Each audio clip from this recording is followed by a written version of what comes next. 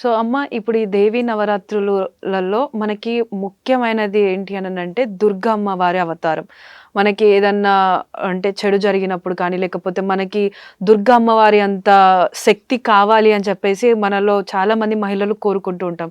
So ఈ దుర్గా అమ్మవారికి ఉన్నటువంటి ప్రత్యేకత ఏంటి? అమ్మవారిని ఎలా పూజించుకోవాలి? చాలా దుర్గా అనంగానే చాలా శక్తి అండి. విపరీతమైనటువంటి శక్తి అన్నమాట ఆవిడ. కనకదుర్గ అంటే అది అసలు మాటలైన విషయం కాదు. అమోఘమైనటువంటి శక్తి సంపన్నురాలు ఆవిడ. మిగతా దేవీ దేవతలలో అయినా కాస్త శాంత స్వభావాన్ని చూసి అప్పటికప్పుడు ఉగ్రాన్ని చూసి మళ్ళీ వాళ్ళు శాంత పడేటట్టయినా చూస్తున్నాం, కానీ కనకదుర్గ అలా కాదు. దుర్గముడు అనేటటువంటి ఒక రాక్షసుడు ఉండేవాడు.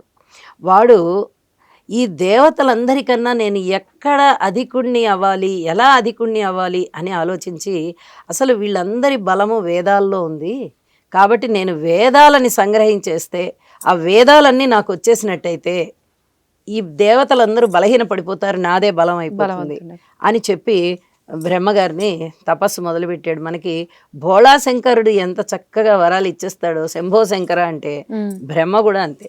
నిజం చెప్పాలంటే ఈ బ్రహ్మగారు కూడా ఎంత తపస్సు చేస్తున్నారో వాళ్ళ యొక్క దీన్ని చూస్తాడు. అరే వీళ్ళు ఇంత గొప్పగా తపస్సు చేస్తున్నారని ఇమ్మీడియట్గా వెళ్ళి ప్రత్యక్షం అయిపోతాడు. కొన్ని సంవత్సరాలు